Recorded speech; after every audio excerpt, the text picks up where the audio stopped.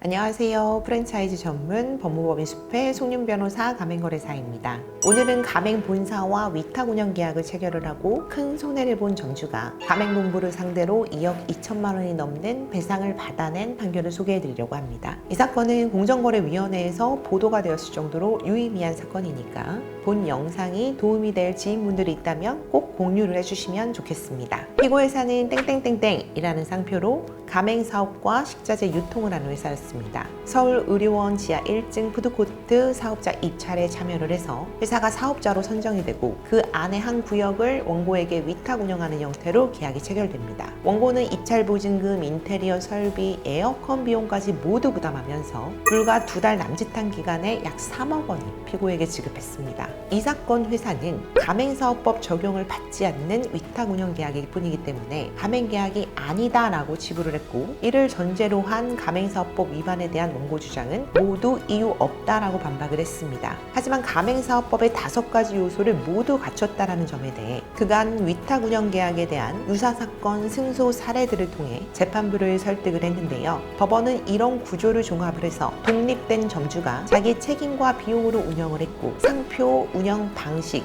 교육, 통제 등을 제공을 했고, 로열티를 내는 전형적인 가맹사업이라고 인정을 해주셨습니다. 자, 그럼 본사는 가맹사업법상에 어떤 위반이 있을까요? 정보공개서와 가맹계약서를 제공하지 않았습니다. 피고회사는 공정거래위원회에 정보공개서를 등록하지도 않았고요. 정보공개서나 정식 가맹계약서를 당연히 사전에 제공한 사실이 없었습니다. 당연히 가맹 희망자는 숙려할 수 있는 가맹사업법상의 정보가 모두 은폐된 것이죠. 법원은 이를 명백한 가맹사업법 제7조 3항, 11조 1항 위반으로 판단을 했습니다.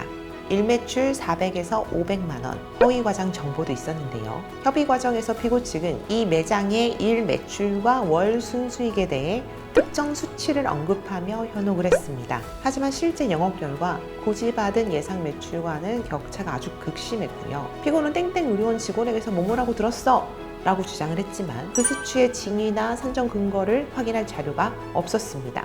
또한 기존 매장과 이 사건 매장의 업종, 운영 방식, 규모도 다르고 제안서에 적힌 실제 과거 매출도 차이가 컸습니다. 문제는 최초 저희 사무실에 내방하셨을 때 이를 뒷받침할 증거가 없으셨는데요. 상담 후에 관련 증거를 확보할 수 있도록 조력을 해서 승소를 이끌 수가 있었습니다. 저희는 막연한 추정과 기대에 근거한 수치일 뿐 객관적 근거 없이 부풀린 허위 과장 정보라고 판단을 해서 이를 주장 입증을 했고, 법원은 저희 측 손을 들어 가맹사업법 제9조 허위 과장 정보로 인정을 해주셨습니다. 이와 관련해 저희는 공정거래위원회에 신고를 병행을 했습니다. 공정거래위원회 역시 그 실질이 가맹사업이라고 판단하며 다른 피해 사례를 막기 위해 전격 보도를 했습니다. 이 사건은 겉으로는 위탁 운영이라고 되어 있지만 실질적으로는 가맹이었던 사건인데요. 가맹계약서 형태만으로 책임을 면할 수 없다라는 점을 분명히 보여줍니다.